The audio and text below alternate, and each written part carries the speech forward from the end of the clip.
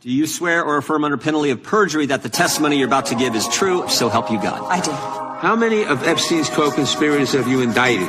How many perpetrators are you even? The Dow right now is over 50,000. I don't know why you're laughing.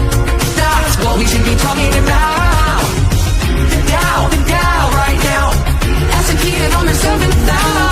The American people need to know this. Need to know how is the Dow. Let me address the survivors, because that's how is the Dow. Will you turn to the survivors? This is not about co-conspirators fully redacted. Who's responsible? Are you able to track them? The survivors gave testimony to the FBI. Files pulled from the website that we will never see. The DOJ released photos of victims. Didn't want to be known. Who released the names and redacted the men they implicate? You're spending more resources arresting journalists and prosecuting critics. Your boss stated that this administration, quote, took the freedom of speech. Come on, the Dow right now is over 50,000. I don't know why you're laughing. That's what we should be talking about. The Dow right now. S&P at almost 7,000. The American people need to know this. Need to know how is the Dow? How is the Dow? You're covering up the How is the Dow? the crimes that have taken place. Over 50,000. Secretary Lutnick's ties How to is the Dow? What does the Dow have to do with anything? Are you kidding? That's what they just asked. You sit here and attack, but we have a record smashing ass. The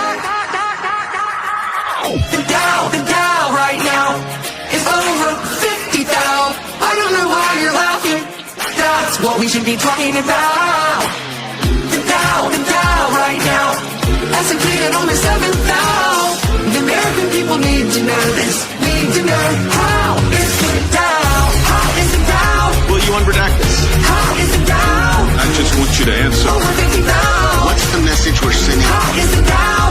Fully redacted. How is the Dow? Are you able to track it? How is the Dow? Let's circle back. Over 50,000. Let's talk about the facts. How is the Dow? Hello, I'm John Coleman from ApocatastasisInstitute, an Institute for the Humanities and Alternative College and High School here on New Milford, Connecticut, USA. The purpose of this broadcast on Easter Sunday, no less, the 5th of April 2026, is to have our latest installment of News with the Fetz with Dr. James Fetzer. And we have all sorts of topics at hand, largely concerning the events in the Middle East and in Central Asia. Just one announcement concerning Apocatastasis before we get caught up with Dr. Fetzer and get our slides on screen, and that is this very weekend is the 13th anniversary of ApocatastasisInstitute. So I invite you to check out my address on our newsletter and the audio visual recording I did to accompany that. So I want to thank everyone all these 13 years, including Dr. Fetzer, who did one of our collaboration classes last autumn, to all of our students and families and donors and staff and so forth these 13 years. Thank you, everyone, for staying in the fight. And with that, Dr. Fetzer, the floor is yours, and I'll get these slides queued up. Well, John, I want to congratulate you on your anniversary. You've been doing a superb job with the Institute. And I want to return to Trump's speech of last week, which was to me acutely disappointed. I was hoping he would declare victory and withdraw from the Middle East, but no such luck.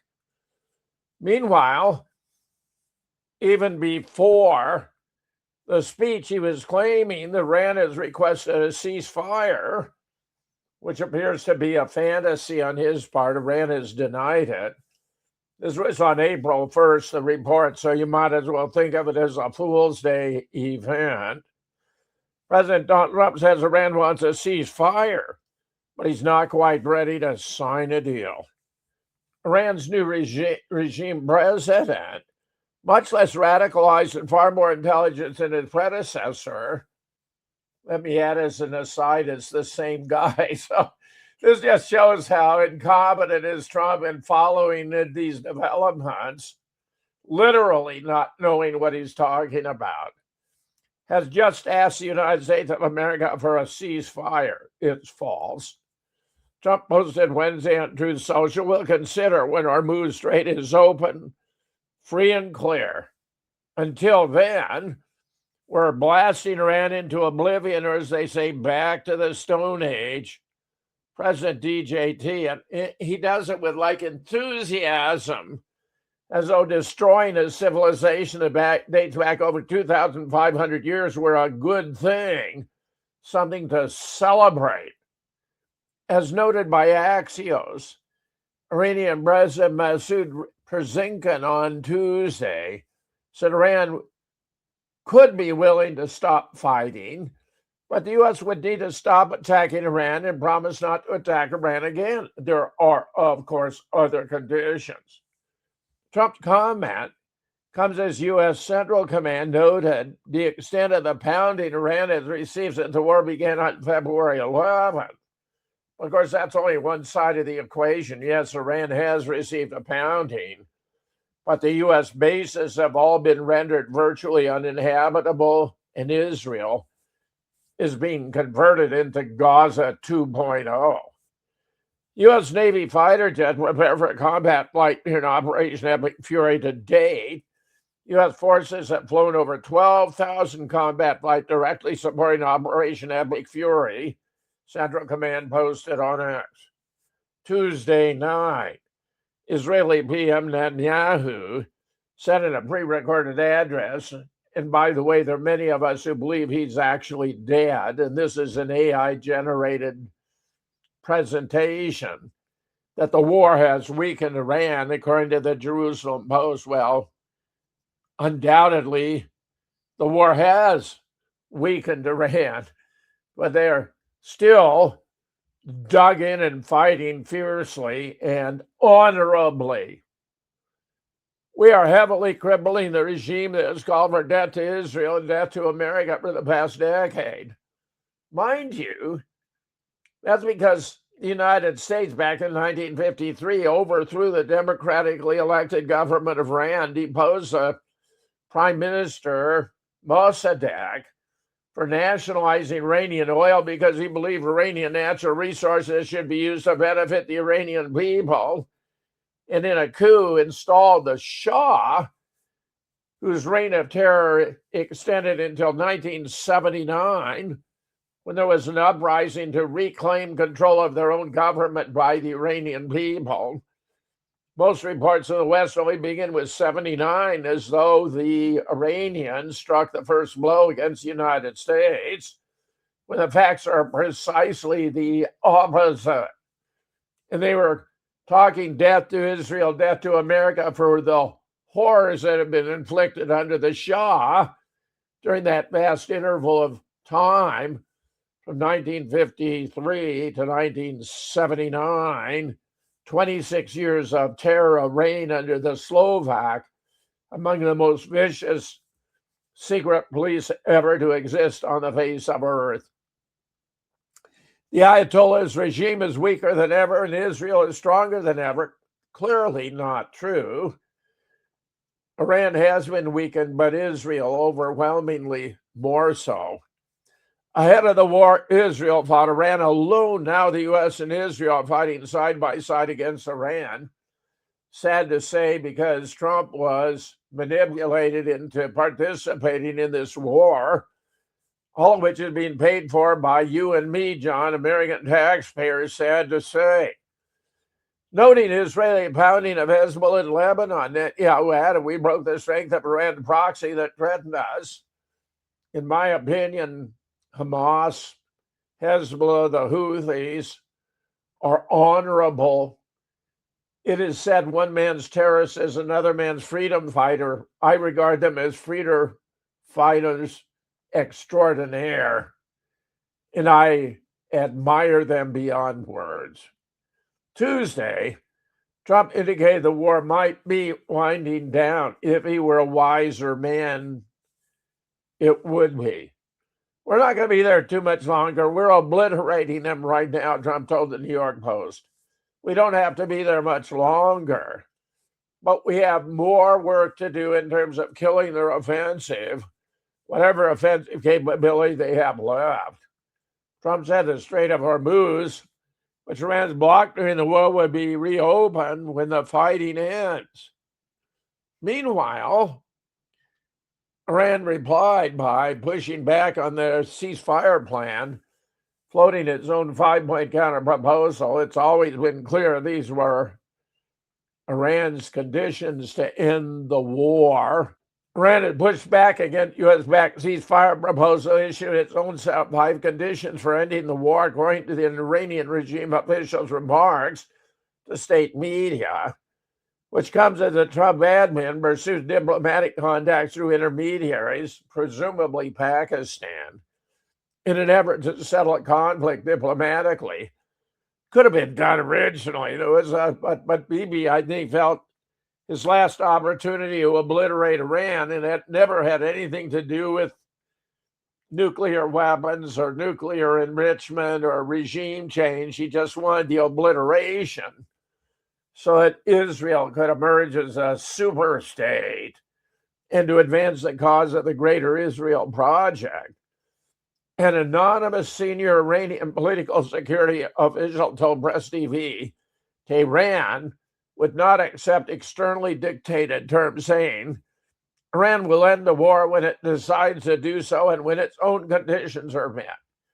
The official, who said Iran's military would continue inflicting heavy blows on its enemies until its demands are met, said Tehran's conditions include a halt to aggression and assassination, guarantees against future conflict, war reparations, an end to fighting across all fronts, including against Iran's regional proxies and recognition of its sovereignty over the Strait of Hormuz. It also includes, of course, U.S. withdrawing from all of its military bases in the Middle East.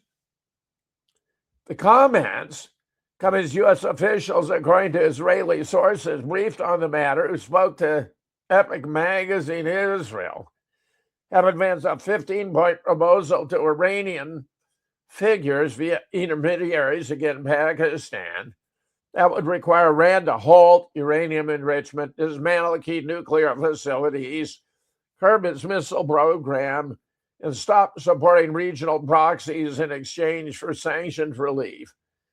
The Epic Times has reached out to the White House for comment. White House Press Secretary Carolyn Leavitt told reporters at a March 20th briefing that talks are ongoing. When asked about the Iranian state TV report that Iran had rejected the U.S. proposal and whether negotiations have reached a dead end, they have not. Talks continue, Leavitt said. They are productive, as the president said on Monday, and they continue to be. Alongside the diplomatic push, fighting across the region continued on March 25th, with Iran launching fresh missile and drone attacks on Israel and targeting energy infrastructure across the Persian Gulf. They did not do so until their own was attacked by the U.S. and Israel. Countries including Saudi Arabia and Kuwait report intercepting drones aimed at key facilities, while Israel has continued strikes on Iranian military and industrial sites. That neglects to add that the Iranians have been far more successful with their attacks than have the U.S. and Israel. President Donald Trump, meanwhile, said on March 24th, the United States was engaged in negotiating with Iran on ending the conflict, which has disrupted shipments of oil and key commodities like fertilizer input, fueling price swings, and raising concerns about global supply shortages. The U.S. proposal, according to Israeli sources, was conveyed to Iranian figures through Pakistan and shared with Israeli officials. The sources said Washington was awaiting a response from Tehran on whether it would agree to further talks. It remains unclear who is engaging with the U.S. proposal on Iran's side. Iranian parliamentary speaker Mohammad Baghir Galbaf previously publicly denied any negotiations with Washington were taking place An Iranian military spokesman also signaled there were no signs of de-escalation. The Iranian regime issued its 5-point counterproposal via Press TV, on which I have appeared many, many times in the past, confirmed by the Consulate General of Iran in India. Iran has rejected the U.S. proposal conveyed through a friendly regional mediator and is prepared to continue its defense and inflict heavy blows on the enemy, the consulate statement said. Iranian regime figures told the mediator Iran will only accept a ceasefire once its conditions are accepted, and that until then, no negotiation will be conducted. Yes, of course, Dr. Fetzer. And please mute on your end as I go on here just for the reverb. And two things before I pick up this article, one of which, because I'm in a good mood this Easter weekend, at the end of this broadcast, after Dr. Fetzer and I depart, I will sew in a humorous clip with AI. There was a silly real-life clip, or so-called, of Mike Huckabee and Benjamin Netanyahu speaking, proving he was alive. Someone had fun with this, and they made Netanyahu look like a zombie. So just on a lighter note, I will do that at the end of this. And then also, Dr. Fetzer had mentioned President Trump's address on the state of the Iran war, just to bring to people's attention, that was on the 33rd day of the war. So carrying on, proposal meets counter proposal. The 15-point framework outlined by U.S. officials includes a requirement that Iran commit never to pursue nuclear weapons, halt uranium enrichment on its territory, and transfer its stockpiles of enriched uranium to the International Atomic Energy Agency. It also calls for the dismantling of key nuclear facilities at Natanz, Isfahan, and Fordow, long viewed as central to Iran's nuclear capabilities. In addition to nuclear constraints, the U.S. proposal seeks to limit Iran's ballistic missile program, including restrictions on the number and range of missiles and provisions that would confine their use strictly to self-defense. It is also calling for Tehran to cease arming and financing allied groups across the Middle East, a long-standing demand from both Washington and its regional partners. On maritime security, the U.S. plan calls for the Strait of Hormuz to remain open and be designated as a free international shipping lane, directly at odds with Tehran's demand for recognition of its sovereignty over the waterway. In exchange, the United States would lift sanctions imposed on Iran and revoke the so-called snap-back mechanism that allows for the reimposition of international penalties. Iran's counteroffer, which includes a demand for guaranteed and clearly determined damages and war reparation, indicates that Iranian forces will continue to fight. Iran will end the war at time of its own choosing and only if the conditions it has set are fulfilled, the consulate statement said. It will not allow Trump to determine the timing of the war's end. The counterproposal also demands recognition of Iran's sovereignty over the Strait of Hormuz as a natural and legal right, dovetailing with recent suggestions by Iran's foreign minister that a new transit regime for the strait should be imposed after the war ends, one that considers the interests of Iran and of the region. They're basically now allowing ships to transit if they pay a transit fee, John, which is for the European Union, they're offering if they pay in euros, for others in Chinese yuan. In other words, a petrodollar is defunct, which will have vast consequences for the United States and its economy. Each of us will pay for this far more than anyone anticipates at present. Iran had been effectively blocking the Strait of Hormuz, a key waterway through which some 20% of the world's oil is shipped. In Wednesday's briefing to reporters, White House press secretary also addressed reports about the 15-point plan, saying that White House had not confirmed the full proposal, cautioning it taking speculative points or speculative plans from anonymous sources as fact. The White House never confirmed that full plan, Levitt said. There are elements of truth to it, but some of the stories I read were not entirely factual. So I'm not going to negotiate on behalf of the president here at the podium. What I will tell you is that these talks are ongoing. We're not going to get into the nitty-gritty details that have been subject to negotiation with Iran at this time. Meanwhile, now coming to Trump's speech, Trump claims military success but offers no clear timeline to end the fighting. The president repeated his threats to strike Iran's energy infrastructure if it did not reach a deal, and the United States would return Iran to the Stone Ages where they belong. This is just such a stunning statement to come from the President of the United States. It's violative of all international law, Geneva Conventions, UN Charter, every principle sacred to man in terms of the laws of war. He's talking about war crimes of a level unprecedented, say, absent from those U.S. may have committed in World War II.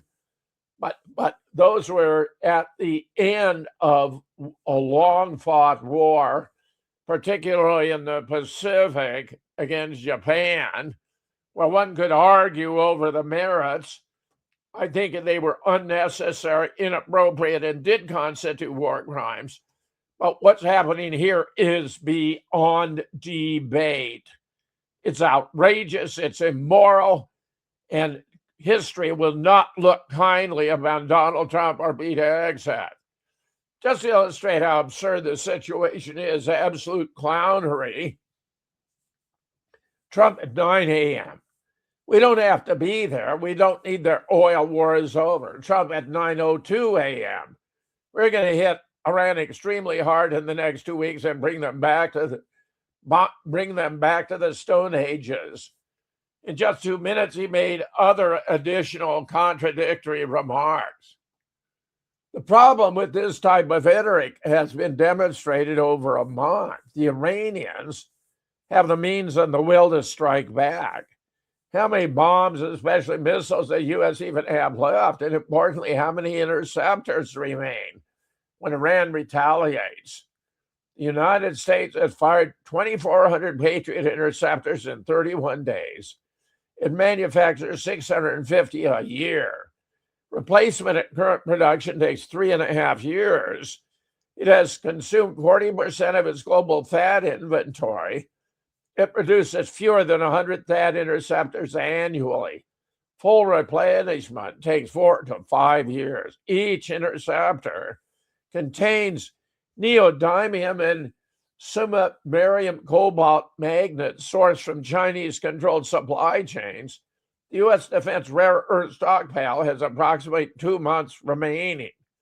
By 9:20, when the speech, which ran 19 minutes, ended, Iranian ballistic missiles were headed towards central Israel. Cluster munitions landed in Bnei Brak. At least 10 civilians were injured. Sewage line burst, flooding shelters. The IRGC answered the speech with the speech's own contradiction. The capability that was allowed to be curtailed fired 10 missiles in a single salvo, the largest in recent weeks. The same night, 19 drones and 4 ballistic missiles were launched at Bahrain. A cruise missile struck a Panamanian-flagged Aqua One oil tanker leased by Qatar, punching through the hull. Moreover, Winter Watch comments, Neil Caligula, incoherent, let them eat cake gibberish du jour. Trump, we can't take care of daycare. We're a big country. We're fighting wars. It's not possible for us to take care of daycare, Medicare, Medicaid, all these things.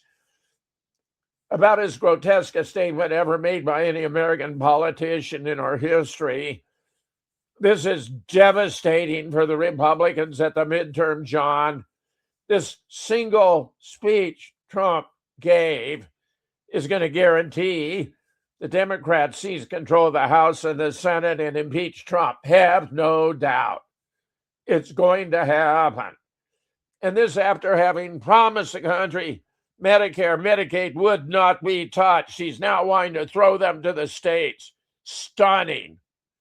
Meanwhile, Rubio, says Iran should spend billions on its people rather than weapons as the U.S. seeks $200 billion more for war.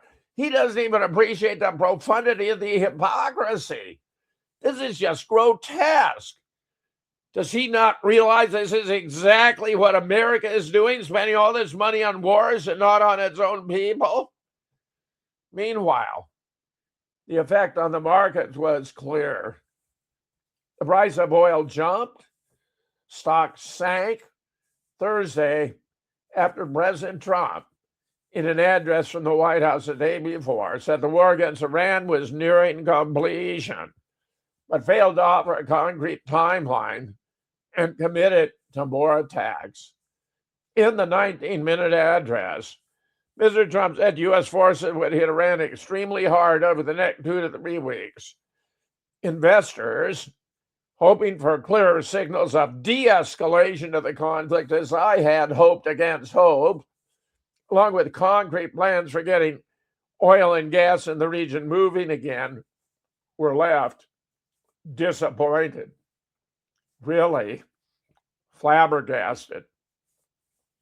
The war, now in its 5th week, has generated an energy shock that threatened to drive up the cost of living around the world. And despite vulnerable regions of staples like electricity, clean water, and deprive vulnerable regions, and by the way, this is going to affect us as well, of staples like electricity, clean water, and cooking fuel, the effect here won't be felt immediately, but it will be profound. 25 minutes after Trump's address to the nation, $550 billion in market cap was wiped off the S&P futures. Look at that dropping line. That's got to be one of the most expensive talks in history. $550 billion, 19 minutes. There's no Team America for Trump. Not once did I see him do anything to put America first. Not once, not for a single sentence, as reported Fiona Hill, a former top Trump Russia advisor. Not once did I see him do anything to put America first. Not once. Meanwhile, others are observing, including Colonel McGregor, Scott Ritter, Colonel Wilkerson, Larry Johnson. A ground invasion of Iran would be a huge mistake. The ghosts of Baghdad and Kabul should be enough to silence any serious talk of sending American troops into Iran. And here we are again, with voices in Washington and Tel Aviv whispering that only boots on the ground can neutralize Iran's nuclear ambitions, its local allies, and its regional mischief. Let me tell you, not even boots in the ground can accomplish those goals, guaranteed. They are wrong. An American invasion of Iran would be a strategic catastrophe, a moral failure, and a self-inflicted wound from which the United States might never fully recover. I agree. First, the military and logistic reality is brutal. Iran is not Iraq in 2003. It's 4 times larger, with 90 million people, a professional military hardened by decades of sanctions and asymmetrical warfare, terrain that ranges from the Zagros Mountains to vast desert, perfectly suited for guerrilla warfare against invaders. The Islamic Revolutionary Guard Corps spent years preparing for this scenario. Mine-littered straits, drone swarm, missile barrages, and Persian Gulf infrastructure, and a network of allies from Hezbollah to the Houthis, ready to ignite multiple fronts. The Pentagon's war games have shown that attacking Iran would fail and require hundreds of thousands of troops, years of occupation, casualties on a scale that would dwarf the post-9/11 wars. Correct on all counts. Now, here are some recent developments that ought to give the United States and Israel pause. Russia sent 6 submarines to the Strait of Hormuz. Chechen troops assembled to aid Iran have invaded as China, reportedly perhaps 100,000 troops. There is now confirmed presence of a Russian nuclear submarine near the Strait of Hormuz. There's also a confirmed announcement by Chechen forces they'll enter Iran to fight the U.S. if an invasion takes place. Report and confirmed China to move 100,000 troops into Iran if the U.S. invades. This is from Hal Turner, by the way. Moscow has officially deployed 6 submarines, including 2 nuclear, near the Strait of Hormuz for a discrete mission to protect Iranian infrastructure, according to reports. Their primary role is to prevent the United States and Israel from freely entering the strait and approaching the Iranian coast. This deployment sends a strong political message to the West, signaling that any major escalation against Iran could directly involve Russia. The presence of 2 nuclear-armed subs also seems to indicate that Iran is hit with nuclear weapons. Another nearby country that attacks will also be nuked. That would be Israel. Yesterday, Chechen troops were publicly assembled, and at that assembly it was announced they'd go to Iran to fight the U.S. and Israel if Iran were invaded. Here we have another report about it. Breaking. Russian Chechen combat units officially informed Iran they are ready to be deployed to Iran to fight alongside Iranian forces if U.S. launches a ground invasion, from Press TV. Meanwhile, U.S. bonds sold off in massive global economic shift. Again, Hal Turner. Foreign central banks have drastically reduced their holdings of U.S. Treasury bonds held at the New York Fed to their lowest levels since 2012. Primarily central banks, but also governments and international organizations have decreased their holdings at the Fed of New York by $82 billion since February 25th. As the war in Iran overturns decades of stability, central banks across the planet are making a move of desperation, dumping U.S. Treasury bonds at rates not seen since 2012, and it's going to increase. This marks an historic shift that threatens the dollar supremacy and sends shockwaves from the U.S. all the way to Turkey. Yes, yes. Mark my words, U.S. dollar supremacy is gone forever. This decline, occurring since the war began a month ago, highlights how a spike in energy prices caused by Iran's closure of the Strait of Hormuz, a critical maritime artery, has affected. I can't read the last couple words, John. Oh, okay, affected the finances, I think I got it, of the oil-dependent nation. That's the latest. Everyone should appreciate the staggering dimensions of what we have just learned about this misconceived, ill-fated war with Iran. The United States and Israel chose to fight and are now suffering an humiliating, world-changing defeat at the hands of Iran with the assistance of Russia and China together, who represent the world's geopolitical future. Great. Thank you for those comments, Dr. Fetzer, and thank you for those resources in today's broadcast, the different articles and Professor Jiang's presentation there. Very insightful and very sobering altogether. To the audience, thank you for your attention. Dr. Fetzer's sites, Moonrock Books, and his proper website with the news stories, jameshfetzer.org, are down below.